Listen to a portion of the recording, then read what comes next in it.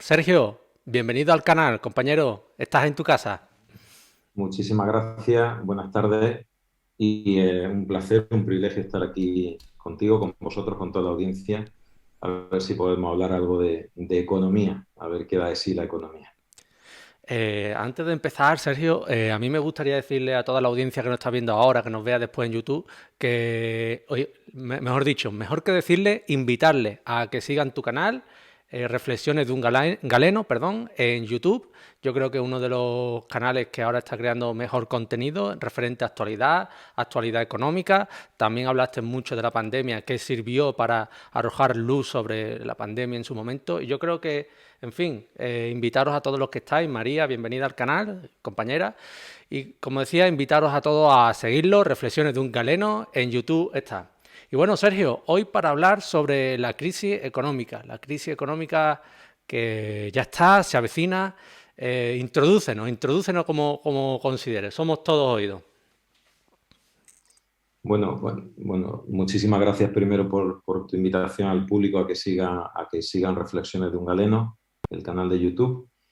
Y sobre la crisis hemos hablado muchísimo. La crisis no es algo, no es un evento, como podríamos decir un cine negro, algo que ha sucedido de golpe y de forma inesperada, sino que viene forjándose a lo largo de muchos meses, yo diría desde antes de la situación del COVID-19, y que sorpresivamente va a pillar totalmente de nuevas a la mayor parte de la población. Quizá esto sea lo que a mí más me llama poderosamente la atención. Es decir, algo que es tan evidente, que ha sido tan evidente, que tenemos tantas señales de alarma que aparecen continuamente, incluso que nos está afectando ya de forma directa. Es decir, a nadie se le pasa que la factura de la luz ha subido, que si vas a echar combustible necesitas pagar mucho más o que si tienes que llenar el carrillo de la compra el presupuesto se te queda corto, ¿no? Incluso viendo todo lo que está sucediendo, tenemos como una especie de euforia psicológica después de periodo de confinamiento y del sufrimiento que ha generado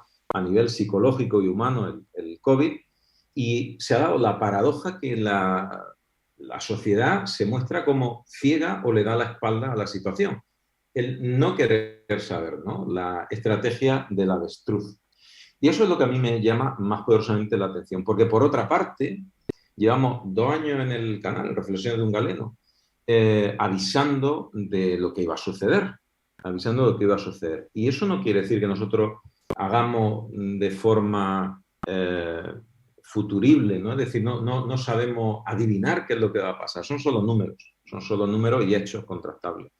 Sabemos que la economía se puede ver desde dos puntos de vista, el análisis técnico y el análisis fundamental. El análisis fundamental es el conocimiento de toda la estrategia geopolítica, empresarial, todos los movimientos que condicionan luego el movimiento económico. ¿Hacia dónde van las manos fuertes, que es el dinero profesional, ¿no? Y luego está el análisis técnico, el que se basa en una serie de indicadores que tenemos sobre una pantalla a tiempo real o de forma histórica y vemos cómo se ha movido el dinero, las grandes masas de dinero, y esos puntos de interés del dinero profesional te va a marcar un poco lo que va a suceder a la parte derecha, el futuro de la gráfica. Bueno, no éramos nosotros solamente como analistas, sino que grandes, para mí, gente que son realmente grandes analistas económicos consagrados, como Santiago Niño Becerra, viene diciendo desde hace años que el modelo económico que nosotros hemos vivido, fundamentalmente arraigado a finales de la Segunda Guerra Mundial, donde nace la clase media, la estructura social que nosotros ahora conocemos, estaba agonizando.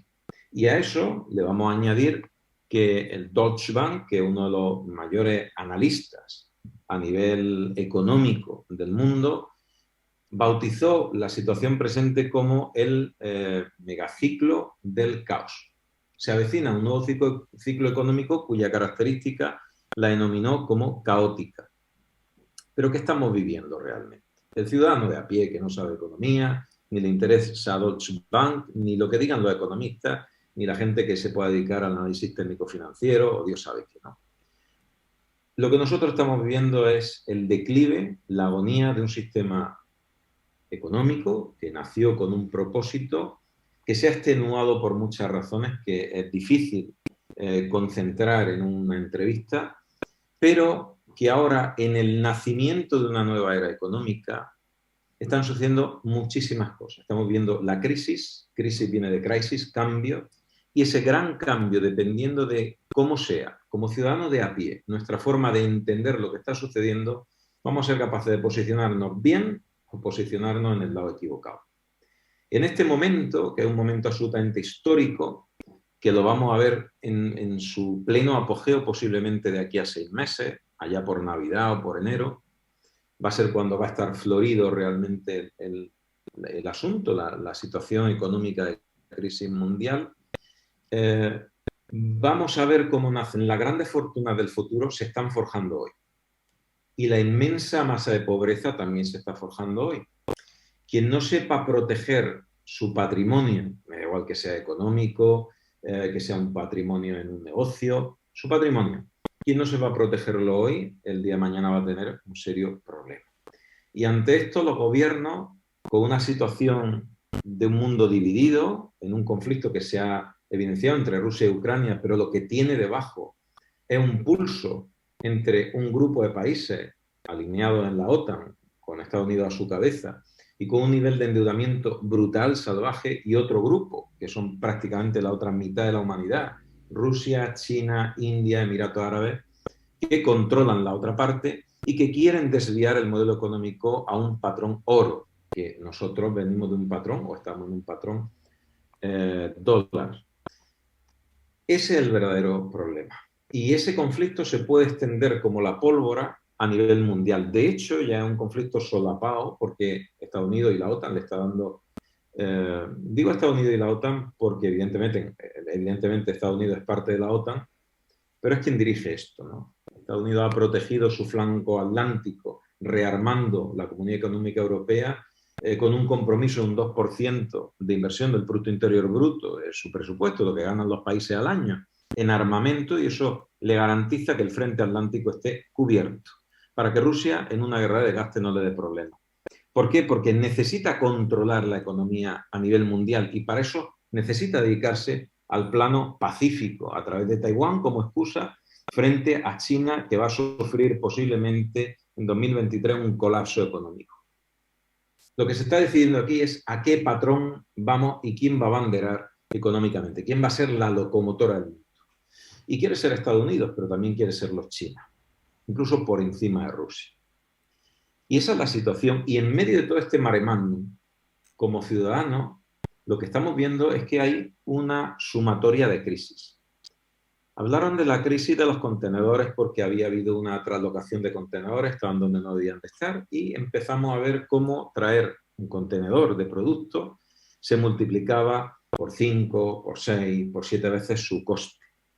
Ya vamos mal, porque en un mundo globalizado todo depende de todos. Entonces, en el momento en que China tiene un problema para producir X, ese X repercute en Madrid, o en Nueva York, o en Singapur. Y ese es el gravísimo problema. Uno de ellos. Crisis de suministro, crisis de materias primas, crisis de deuda, que es una deuda brutal, una burbuja que se ha creado fabricando dinero, sin una correlación con una riqueza, sino se fabrica según se necesita. Y hasta ahora lo que habían hecho las grandes entidades centrales, el Banco Central Europeo, el Fondo Monetario Internacional, el Banco de Pagos, la Reserva Federal Americana, era controlar la inflación. Si uno tiene que decir, ¿y qué hacen esos señores en esas instituciones, en esos bancos centrales? Controlan la inflación. El primer signo de alarma flagrante que hace saltar al mercado es cuando en unas declaraciones se la presidenta del Banco Central Europeo, la señorita Lagarde, y dice, vamos a dejar que la inflación corra. Vamos a dejar que la inflación corra quiere decir que ya no hay forma de frenar el problema. Y nuestra principal función, que era que no subiera de un 2% la inflación, ahora, pues la gente decía, yo recuerdo algún vídeo que hice, viene una ola de inflación descomunal, como no se ha visto. De hecho, hace 47 años exactamente que no hemos visto una situación así, y ya vamos por un 10 y pico %. Claro, si las entidades centrales permiten que eso suceda, solamente hay una forma de controlarlo, porque esta inflación es una inflación de oferta, es decir, hay una gran demanda, si hay poco producto y yo quiero comprar, el producto sube de precio. Y esto llega en un momento en que hay un conflicto con China clarísimo, que China no es capaz de proveer al resto del mundo de lo que se le está pidiendo, el just in time que hizo que China fuera el almacén y el gran vendedor al resto del mundo empieza a resquebrajarse, eso lo sufren todas las cadenas de suministro, hay un problema energético brutal, Rusia es la gasolinera de Europa, el problema de hambruna que se viene por el tema de los cereales, una tercera guerra mundial casi en ciernes con muchísimas amenazas, y todo esto lo único que hace es ensombrecer la situación económica global. Siempre que ha sucedido, siempre que una situación así se ha dado, ha sido igual. Ha habido una crisis económica de un calado profundísimo y automáticamente una guerra mundial. Que hoy, por el motivo que sea y por la evolución de las comunicaciones, de la propia idiosincrasia social y gubernamental, por la propia idiosincrasia del mundo y de su gobierno, de la geopolítica, está tomando esta forma. Pero ya casi nos olvidamos que están muriendo miles de personas en el norte de Europa, ¿no? ¿Todo esto a dónde nos lleva? Pues que la crisis es imparable, que la única forma de frenar esta inflación, esta subida de precios es frenar la economía, y frenar la economía va a significar una recesión. ¿Por qué sabe un economista o alguien que se dedique al análisis financiero y de mercado que llega a una recesión? Pues hay muchas formas de verlo. Pero para que la gente lo entienda de una forma muy sencilla, una cosa es la inversión de tipo. ¿Qué es la inversión de tipo? Si yo te presto dinero a ti, como un país que soy, te presto dinero, resulta que, o una entidad bancaria, la que sea, resulta que los tipos de interés a corto plazo suelen ser mejores que a largo plazo, porque la incertidumbre de lo que va a pasar dentro de 15 años debe ser mayor que de la situación económica actual. Cuando la incertidumbre de la situación económica actual es tan grande que te pido que me pagues más por el dinero que te presto a corto plazo que a largo plazo, ya tenemos una inversión de tipos de interés que te está diciendo que la situación de inestabilidad momentánea en el momento presente es tremenda, tremenda. Cuando eso sucede un número de veces por encima de lo habitual, esa inversión de tipos te está augurando una situación de mercado inmediata problemática. Segundo factor, una forma fácil de medir. Si la economía se basa en el carácter productivo fundamentalmente, si empiezo a tener una cotización del cobre, del aluminio, del hierro y del acero en caída, que llevamos varios meses ahí y ahora así, y ya se ha hecho más significativa, pues quiere decir que si compro menos materia prima de este tipo voy a producir menos. Es otro indicio de que entramos directamente en una recesión, aparte de la inflación omnipresente en todo este círculo. Y luego están las primas de riesgo, el cómo de saneada o cómo de confiable es una economía. En España se definió por algún presidente, que no voy a nombrar, americano, como los PIGS, que eran los países, que aparte de ser cerdo era un acrónimo, a los americanos les gusta mucho esto del juego de los acrónimos, los países entre los que estaba Irlanda, Grecia, Italia y España, PIGS, Portugal y España, perdón, Italia ha entrado ahora y ha salido Irlanda. Irlanda hizo bien su deber en 2008, en 2010, salió de ese grupo, pero entra Italia también con la I. Seguimos siendo los PIGS. Nuestra prima de riesgo se ha disparado. ¿Qué significa? Uno dirá, bueno, ¿qué me importa la prima de riesgo? La prima de riesgo le dice a los inversores, a quien va a poner dinero en tu país, que la situación de la economía no es confiable, no está saneada. Entonces, la incertidumbre de su inversión es alta. Yo no voy a poner dinero donde la incertidumbre que me ofrece el escenario económico de ese país es elevada. Yo quiero un país donde la economía, que en este caso la prima de riesgo, es la comparación con un patrón que nos lo da el bono alemán, porque se supone que es la economía más saneada de Europa. Pues fijémonos que si ya España va mal, Italia, Grecia y Portugal, esto no es un tema político, esto es un tema, como digo, de cifras y que se hacen con análisis externo. Porque claro, uno puede decir, mi economía va muy bien, yo gobierno muy bien, pero la realidad es que todos los analistas internacionales te están diciendo que tu economía va fatal.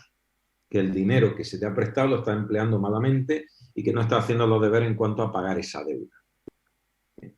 Igual que te llama la atención un banco cuando no va a pagar la hipoteca o cuando ve que tus finanzas no van a dar de sí para pagar la hipoteca, en el caso de que fuera un particular y te comprase un piso, la hipoteca, cuando interesa más del 30% de tus activos financieros mensuales, la cosa ya empieza a entrar en riesgo. Bueno, pues nuestro país tiene el 110%, por poner un ejemplo. ¿Qué va a pasar a partir de ahora? Pues la incertidumbre es máxima sobre qué es lo que va a pasar en cuanto a la profundidad de la crisis, que se supone que va a ser la mayor en 50 años, por encima de la 2008. Pero en cuanto a la profundidad, sí lo va a definir cosas como que ya dependemos. Europa tiene un problema energético brutal de autoabastecimiento. No somos independientes, dependemos de Argelia, dependemos de Rusia. ¿Qué va a pasar si el conflicto de Ucrania-Rusia, que le interesa a Estados Unidos que se prolongue en el tiempo para desgastar a una Rusia y a su presidente, que está empleando muchos recursos en la lucha con Ucrania, y a Estados Unidos no le está costando ni un solo muerto, que es lo más difícil de gestionar en una guerra, no la inversión que haga, sino los muertos que cuesta. Eso es muy difícil de explicar para un presidente. Entonces, a Estados Unidos le interesa desgastar a Rusia en una guerra, a una Rusia cuyas sanciones desde la Comunidad Económica Europea le está llevando a tomar otra serie de acciones sobre la propia Comunidad Económica Europea que pueden ser tan lesivas a nivel económico como el propio conflicto. Léase qué va a pasar cuando en octubre-noviembre empiecen a bajar las temperaturas y Rusia no dé abastecimiento a países como Italia, como Alemania, cuya dependencia es de hasta un 40% del gas ruso y también los oleoductos, ¿no? ¿Qué va a suceder? Alemania ya está dando aviso a su población de que recorten, que se preparen.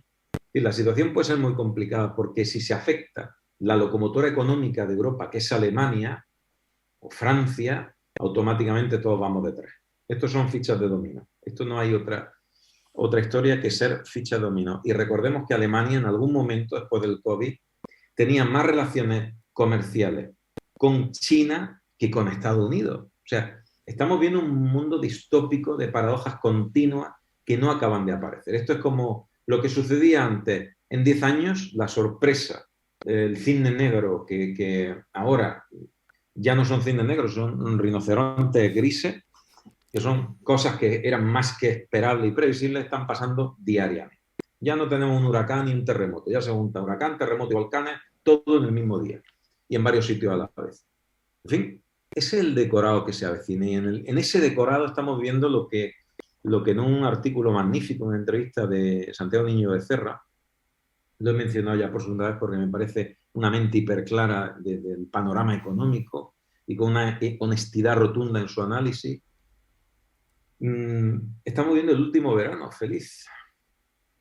¿Por qué? Porque la gente está terminando de acabarse, está terminando su ahorro, se está fundiendo los ahorros de lo que no se gastaron durante el COVID y ahora vamos a ver en septiembre qué sucede.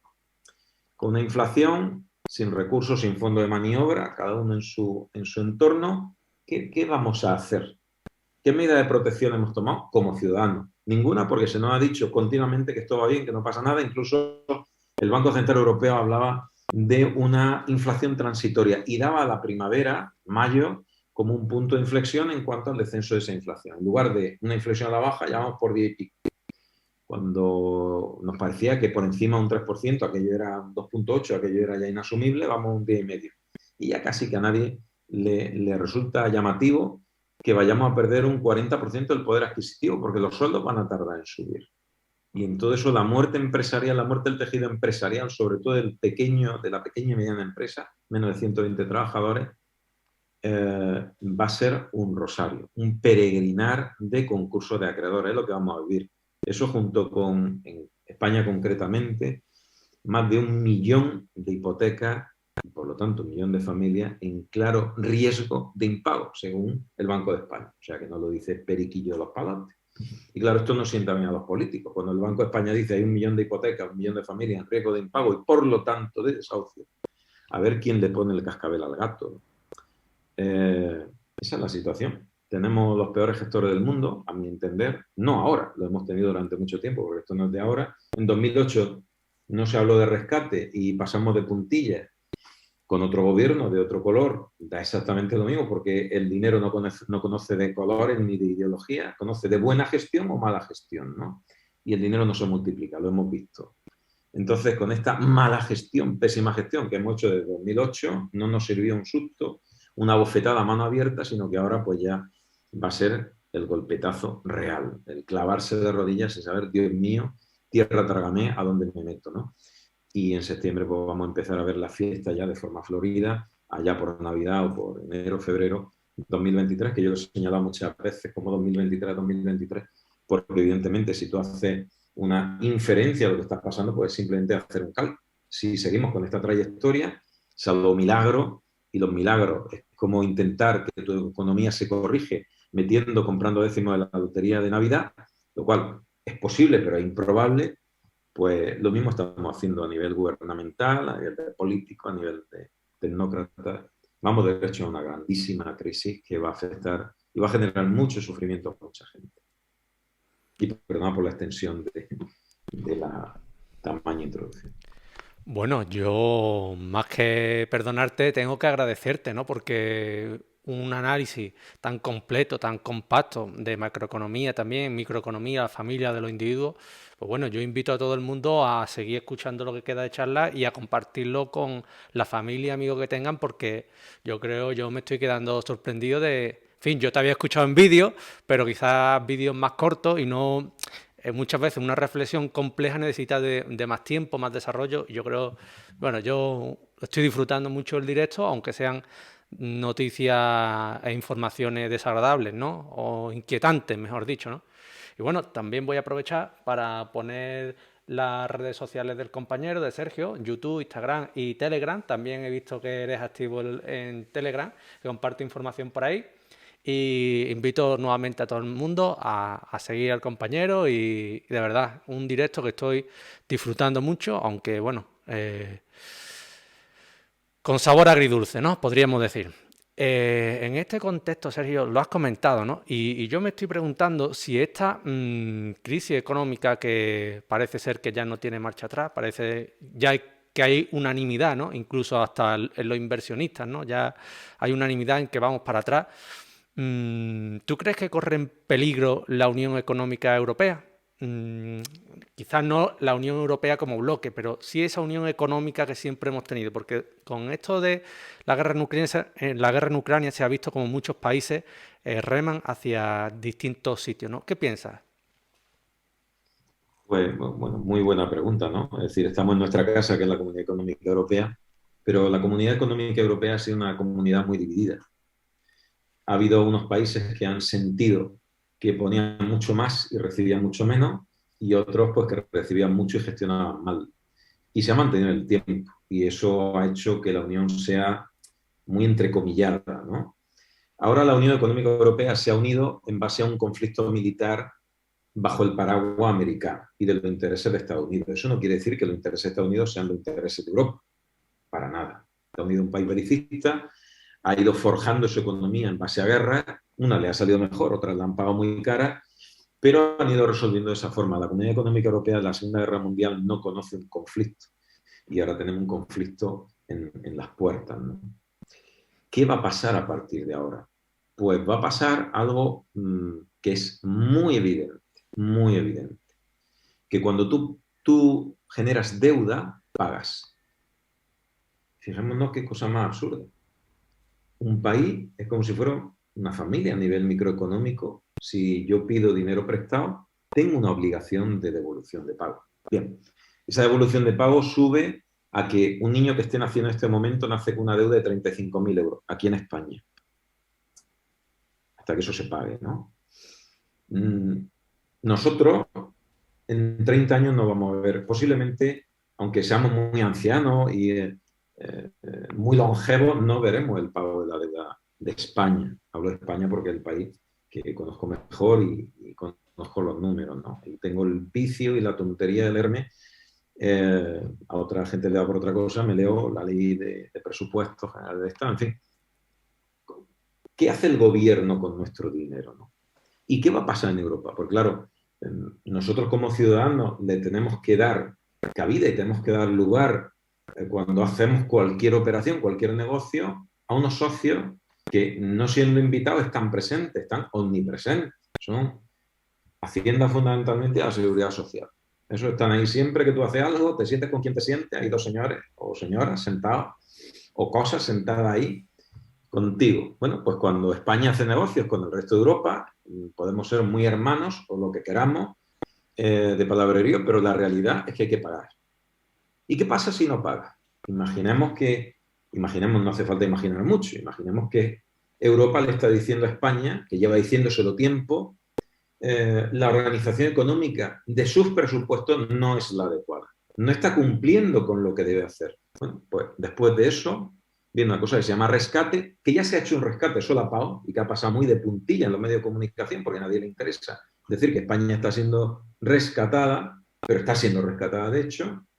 Y luego hay otra cosa que se llama intervención. Y esto no es la primera vez que pasa, ya se hizo con Grecia. Cuando se interviene en un país, ¿qué sucede? Pues que le dicen, mire, ahora por lo civil no, ahora va a ser por lo criminal. Usted tiene que cumplir un nuevo acuerdo y como no los cumple, le voy a imponer una serie de sanciones y los va a cumplir. Le obligo a que los cumpla.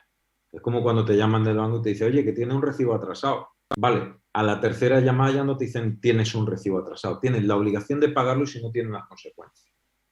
Y esas consecuencias pueden ser muy graves. ¿Y cómo va a notar esa llamada de atención de Europa el que está sentado en un banco esperando el autobús?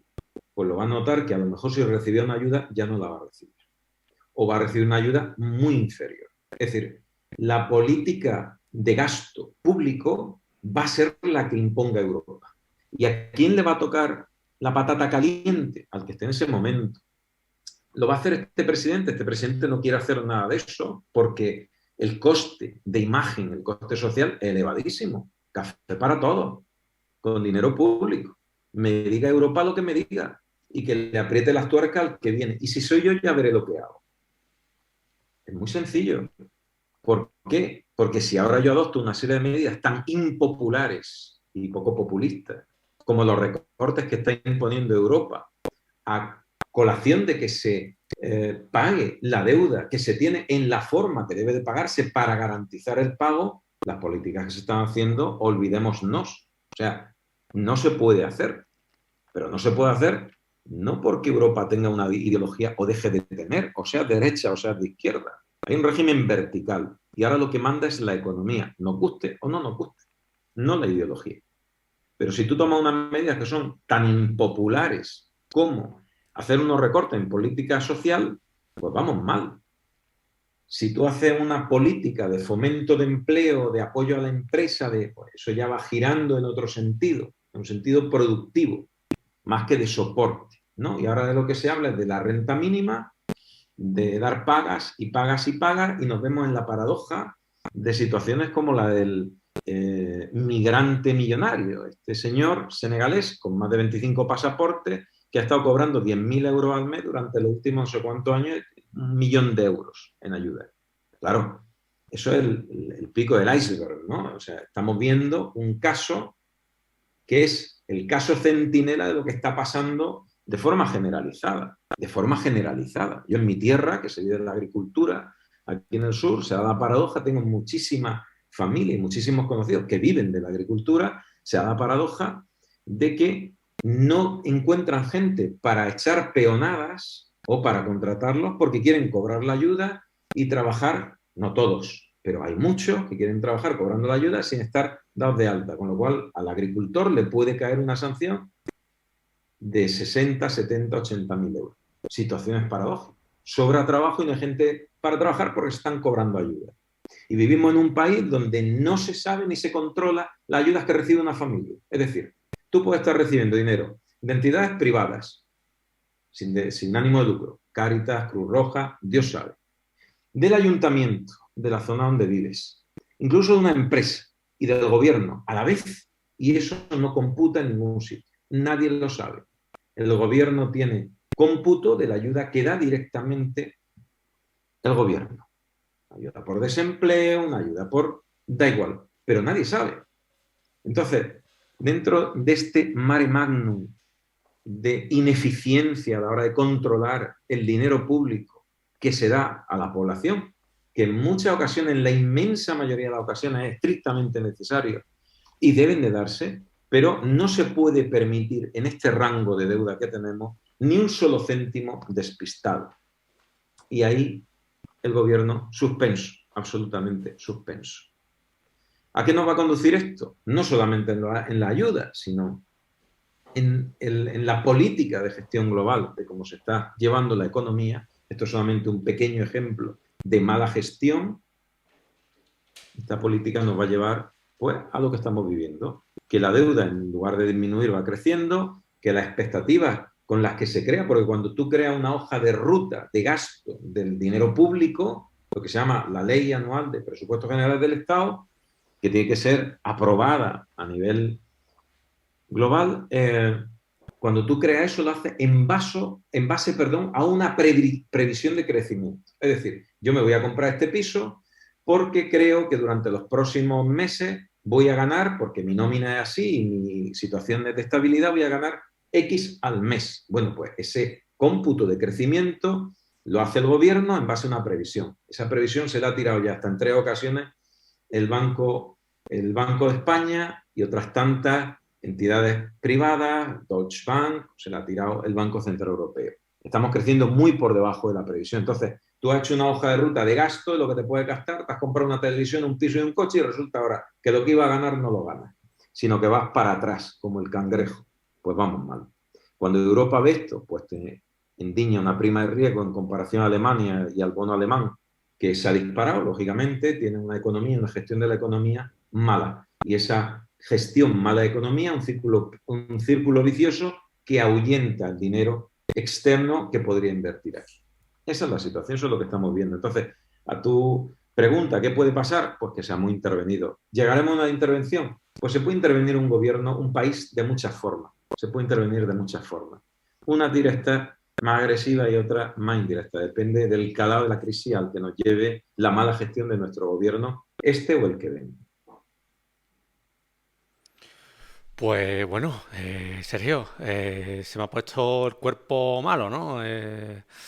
Hombre, se rondea mucho, ¿no? Se habla mucho del recorte en las pensiones, del tema de... Habrá que hacer recortes por todos lados si termina todo como se prevé. No sé, son cosas muy desagradables, hay que hablarlas y hay que hablarlas con propiedad, como estás haciendo, pero te pone muy mal cuerpo, ¿eh? Porque recuerdas la crisis anterior, la del 2008, y fue desagradable. Yo todavía recuerdo el tema de la prima de riesgo, ¿no? Ese verano que fue caótico, que se notaba ese run run, y me lo imagino ahora, que por lo que se prevé va a ser superior, por lo que estamos comentando. Y dice, bueno, los recortes afectarán a todo el mundo porque del dinero público y puede dar lugar a una tensión social complicada de manejar, ¿no? Depende de cuándo sea, Hay, pues... hay- hay una, claro, hay una situación doble en este contexto y que está íntimamente relacionada. Uno dice, bueno, el recorte de dinero público puede afectar a quien reciba dinero público, pero no es así. No es así. Es decir, es tan importante, tan fundamental la inversión de dinero público, la gestión que hace el Estado del dinero, que las arcas no se llenan solas. ¿Quién paga? ¿Quién llena la arca? Pues la llenas tú, la lleno yo, la llena todo el que aporta, todo el que trabaja. ¿Y qué fenómeno sucede cuando las empresas empiezan a caer, empiezan a desaparecer, la gente empieza a ir a un ERE, a un ERTE, al paro? Que toda esta gente no solo deja de producir, sino que deja de cotizar, deja de aportar, deja de pagar cierto tipo de impuestos. El efecto que tiene a nivel negativo es de un calado muy superior al simple hecho de, no es que tiene que recibir una paga, que lo tienes que soportar como Estado, sino que esa persona deja de producir. No vamos sumando, vamos multiplicando el problema. Esa multiplicación del problema nos lleva a una situación de crisis abrupta. Por eso la gente está como viéndola venir, pero va a haber un momento que esto haga así, pegue un escalón. Y ese escalón no va a ser un escalón agradable, se va a ser un escalón muy desagradable donde mucha gente lo va a pasar mal, lo va a pasar mal. ¿Quién lo va a pasar mal? Quien depende enteramente de la ayuda pública lo va a pasar mal, lógicamente. Es decir, al final sufre más el que menos tiene. En segundo lugar, quien no haya protegido su riqueza, la que sea, su patrimonio, y quien no haya preparado su empresa para dos cosas: para una crisis y se quede sin fondo de maniobra, y para la capacidad de cambiar en cualquier momento, en cualquier sentido. Las empresas que vayan ligeras de equipaje sobrevivirán. Empresas que pueden generar un cambio rápido por la naturaleza de lo que producen, por la naturaleza de sus empleados, por la naturaleza de sus inversiones. Cuanto mayor sea la temporalidad y mayor sea la ciclicidad de sus productos, peor va a ser. Es decir, una empresa que para sacar un producto al mercado tenga que hacer una inversión grande y a futuro vea el resultado en 3, 5 años, esa empresa lo va a pasar mal, porque los recursos que tiene que poner son grandes. Una empresa que sea cíclica, que tenga una serie de trabajadores que dependan de forma estacional, pues esa empresa lo va a pasar mal. Una empresa que sea de base tecnológica, por ejemplo, pues da igual. Una empresa alimentaria da igual. ¿Por qué? Porque todo el mundo come todos los días y la gente se compra teléfonos móviles todos los días. Sanidad, pues no es estacionaria, no hay una ciclicidad, aunque sí hay una ciclicidad de enfermedades y procesos respiratorios en invierno y de otro tipo en verano, pero todo el mundo necesita la sanidad, ¿no? Que en nuestro caso, en el caso de nuestro país, pues está muy vinculada a la sanidad pública en su inmensa mayor parte. Esa es la situación: que no haya tomado medidas protectivas, quien haya cogido y se haya embarcado en aventuras de grandes inversiones y ahora esté sujeto a unos tipos de interés variables, pues esta gente lo va a pasar francamente mal y muchos de ellos no sobrevivirán, porque entre otras cosas tenemos, yo creo que la peor ley concursal de Europa con diferencia. En lugar de salvar empresas, lo que hace es terminar de hundirlas con sombras, muchas no, lo siguiente, y eso también nos pilla de sorpresa a la hora de dar solución a la avalancha, al tsunami de concursos de acreedores que vamos a ver en los próximos meses. Pues Sergio, mira, a raíz de lo que estás comentando, aprovecho para saludar a todos los espectadores que nos han visto: Manuel, María, Ginny, y también a raíz María dice exactamente que el 30 de junio finalizó la moratoria concursal, ¿no? Como tú también prevés, y muchos economistas, va a haber una avalancha de concursos de acreedores tremenda. Las empresas veremos a ver, ¿no? Pero yo te quería preguntar, ¿qué pueden hacer? Hemos visto las empresas que pueden ser más afectadas, pero ¿qué pueden hacer las empresas y también las familias para prepararse a lo que viene? ¿Qué le recomendarías tú dentro de cada... Tiene su particularidad, cada caso tiene su particularidad, pero en términos generales.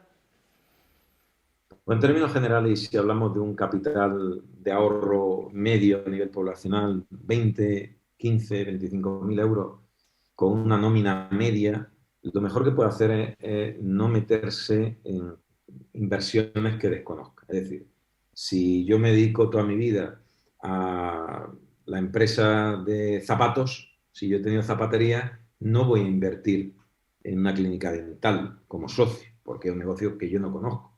O sea, la primera premisa es no meter tu dinero en cosas que no conoces. Y, evidentemente, tener un fondo de maniobra suficientemente amplio como para sobrevivir X mes, porque no sabemos, la incertidumbre es de tal magnitud que, dependiendo de la situación en la que estés, si dependes de una empresa o si tú eres empresario o si eres un autónomo, no sabemos cuál va a ser la circunstancia en un horizonte muy próximo. Hablamos de 3, 6 meses. Claro, mi vida es estable y tengo un nivel de gasto X, y si no tengo colchón y mañana estoy en la calle, no porque el empresario sea malo, sino porque no me puede soportar a nivel económico como carga, o tiene que pegarle un giro y aligerar la carga de su empresa hasta tal punto que hay un cambio de actividad o lo que sea, pues me veo en la calle. Evidentemente, verme en la calle, si no tengo un plan B y un plan C, pues la situación se va a complicar mucho, y me da igual que sea autónomo, empresario, que sea empleado.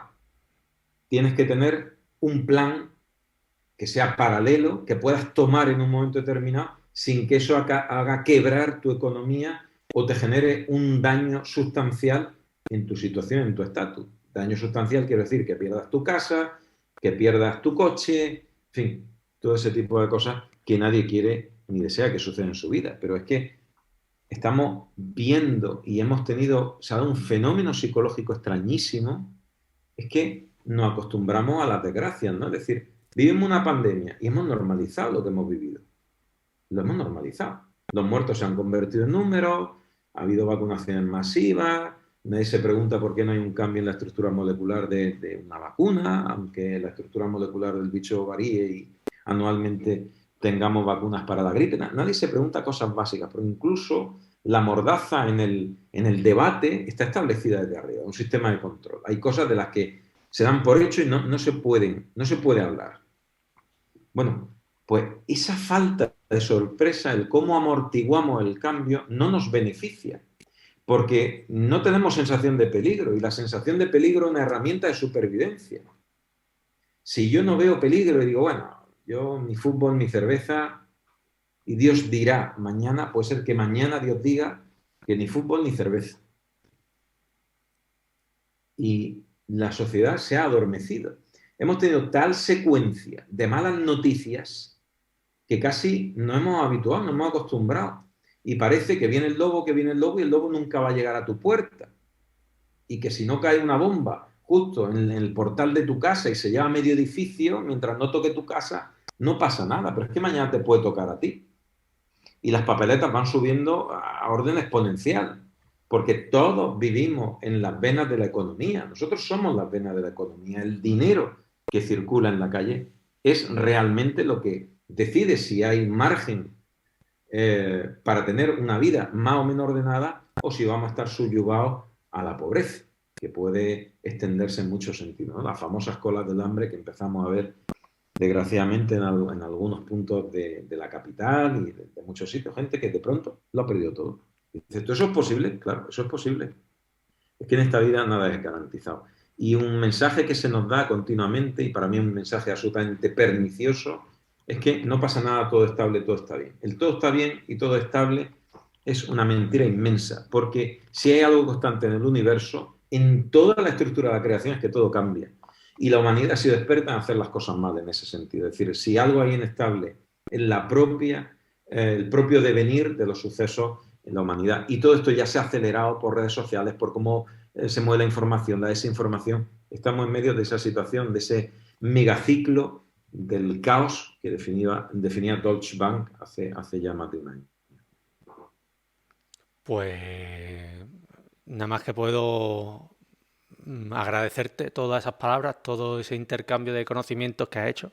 Yo, la verdad, cuando preparas un directo, pues siempre tienes grandes sensaciones, siempre a los que invitas los consideras buenos. Yo te he escuchado mucho por YouTube, pero la verdad es que me estoy quedando gratamente sorprendido y también llevo ya un tiempo en esto y han pasado muchas personas por aquí, también he visto canales, también he visto muchos directos de compañeros y yo te animo a que indagues en este formato, ¿no? De los directos, porque la forma en la que hablas, la forma en la que le das continuidad a las ideas, yo creo que te hace un valor muy interesante para esos directos que yo creo que también los seguidores de tu canal pues agradecerán. Es una recomendación, ¿no?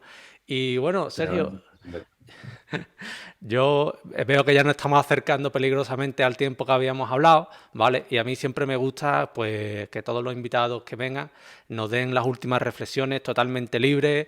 Y bueno, mientras tú las vas diciendo yo, de verdad, a los compañeros, voy a poner el enlace de su canal en el chat para que lo podáis consultar después, ¿vale? Y de verdad, Sergio, deseando escuchar tu última intervención.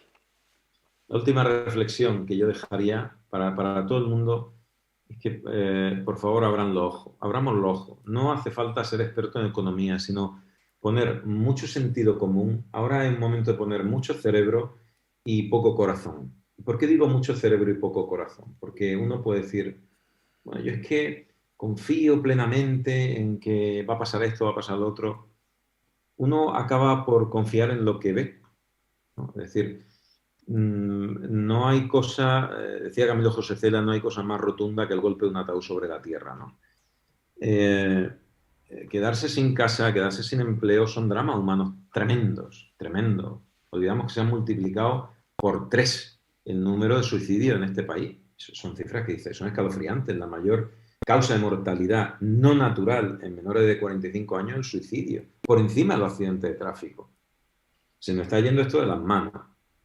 Seamos sensatos y sobre todo seamos sensatos. Si tiene que ser a nivel económico, siendo muy cautos, nadie vende duro a 3 pesetas, aunque esta es una expresión muy antigua, nadie da nada a cambio de nada. Ojo a las estafas, ojo a que te vendan la moto, ojo a perder lo que tienes precisamente en un afán de protegerte. Fiarse de los negocios grandes, cero. Es momento de ahorro y momento de pillería. La gente que sabe que estás desesperado aprovecha el momento de tu desesperación, de esa ceguera momentánea para acabar de sacarte el poco dinero que tengas. Entonces hay que ser muy precavido, incluso dentro del terreno que uno conoce. Porque incluso dentro del terreno que uno conoce, la inestabilidad del horizonte de ese terreno va a ser mayor de la que hemos conocido de aquí hacia atrás. Entonces, el mensaje en letras mayúsculas es prudencia. Y si no lo tienes muy claro, no hagas ese gasto, no hagas esa inversión.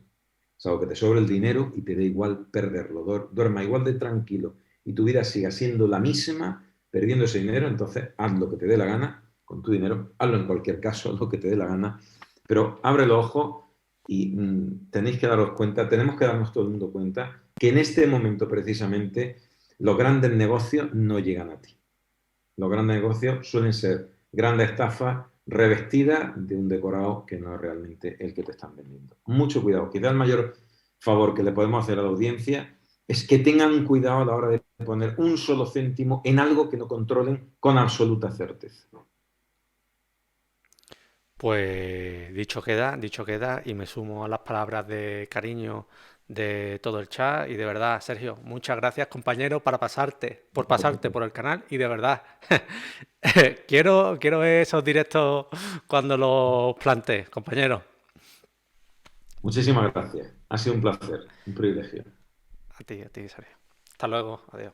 Hasta luego.